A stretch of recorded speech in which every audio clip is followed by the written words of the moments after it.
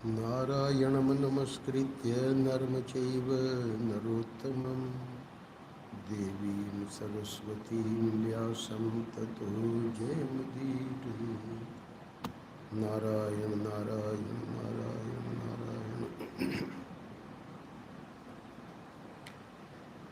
संन्यासस्तु महाबाहो दुःखमाप्तुम् अयोगतः योगयुक्तो मुनिर्ब्रह्म न चिरेणाधिगच्छति।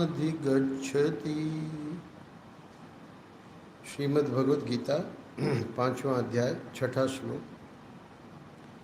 ये महाभारत के भीष्म पर्व का प्रसंग यहाँ चल रहा है। तो भगवान ने बताया अर्जुन को कि कर्मयोग जो है वो कर्म संन्यास से श्रेष्ठ है। तो उसका हेतु दे रहे हैं।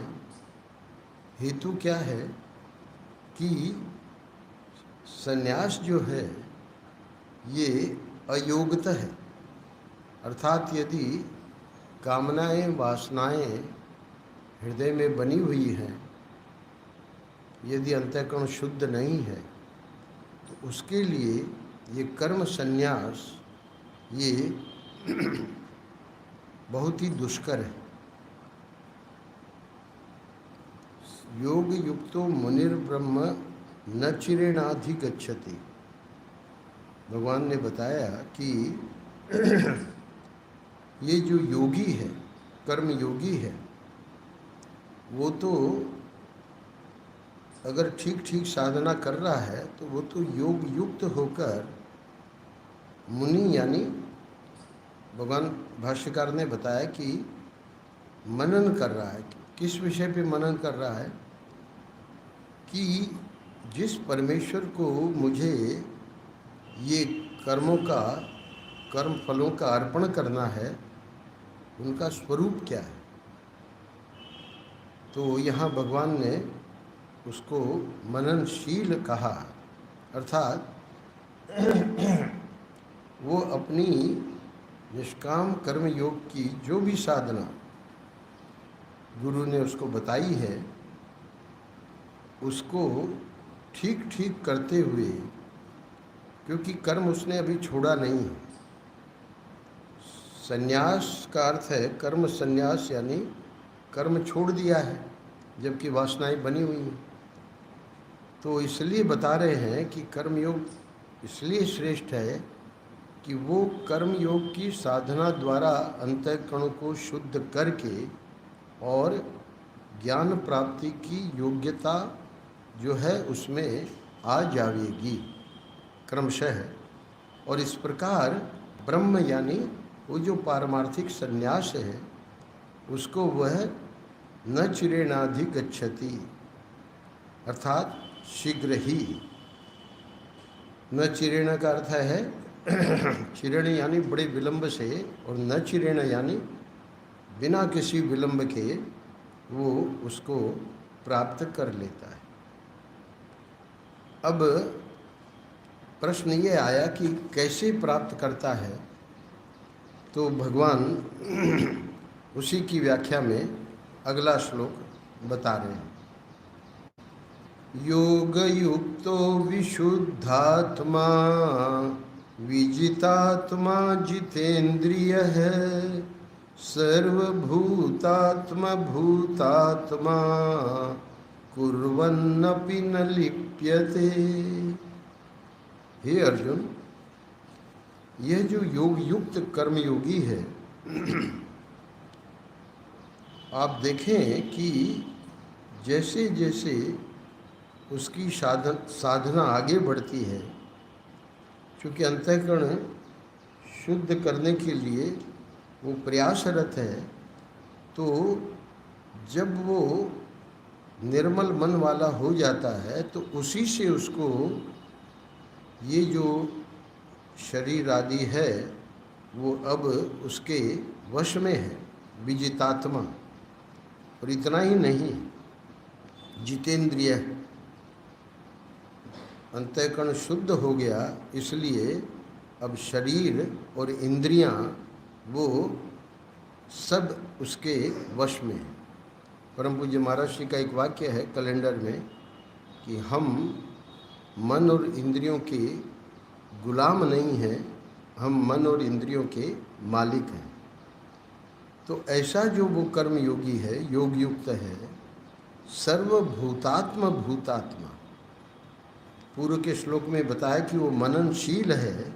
तो मननशील होने के कारण सत्संग में उसको ये ज्ञान प्राप्त होता है कि मेरी ही आत्मा में ये सब प्राणी हैं, ये सब आत्म रूप ही है। तो ब्रह्मा से लेके और स्तंभ पर्यंत यानी सबको अपनी आत्मा के रूप में ही देखने की दृष्टि सद्गुरु की कृपा से उसे प्राप्त होती है, क्योंकि वो क्रमशः अपनी साधना कर रहा है। तो अब वो लोक संग्रह के लिए कोई कर्म करता भी है तो वह उससे लिप्त नहीं होता, यानी बंधन को प्राप्त नहीं होता। तो ये तो बता दिया क्रम, पर ये क्या है? भगवान भाष्यकार लिखते हैं कि ये वैदिक कर्म योग है। वैदिक कर्म योग का पुरी शंकराचार्य जी एक वाक्य में प्रवृत्ति से निवृत्ति और निवृत्ति से निर्वृत्ति अर्थात मोक्ष। तो अब ये भी यत्न कर रहा है, और एक सन्यासी जो है कर्म सन्यासी, वो भी लक्ष्य प्राप्ति के लिए यत्न कर रहा है।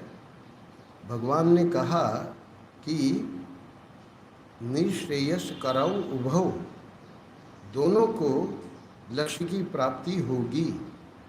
पर हे अर्जुन, ये जो कर्म संन्यास है इससे श्रेष्ठ है कर्मयोग। तो उसका यहाँ निरूपण कर दिया इन श्लोकों में। इसको आगे 15वें अध्याय में भी भगवान और स्पष्ट करेंगे। वहाँ अपने स्पष्ट शब्दों में कह दिया कि जो योगी है, जो ये कर्म योगी है, यतंतो योगिनश्चैनम पश्यन्ति आत्मनि अवस्थितम, और यतंतोपि अकृतात्मानम, जो भी हो अगर वो अंतःकरण शुद्ध उसका नहीं है, अकृतात्मा है, और अचेतस का अर्थ महाराज ने किया है कि वो गुरुमुखी नहीं है, मनोमुखी है। गुरु के जो भी उपदेश हैं उसको वो जीवन में नहीं उतारता। तो ऐसा जो अचेतस और अकृतात्मा है, भगवान आगे बतावेंगे कि वो भले यत्न भी करे, यतंतोपि अकृतात्मानो नैनम पश्यन्ति अचेतस। हे अर्जुन, उसको ये जो ज्ञान विज्ञान है वो नहीं प्राप्त होता। तो अब हम आगे बढ़ते हैं। करते हुए भी जो भगवान ने कहा कि लेप की प्राप्ति नहीं होती, इसमें क्या हेतु है, इसको अब भगवान समझाने जा रहे हैं। भगवान भाष्यकार ने 8वें 9वें इन 2 श्लोकों में जो प्रथम पंक्ति है, नैव किंचित करोमि इति युक्तो मन्येत तत्ववित्, उसको अलग कर दिया है और बाकी 1.5 श्लोक को अलग कर दिया।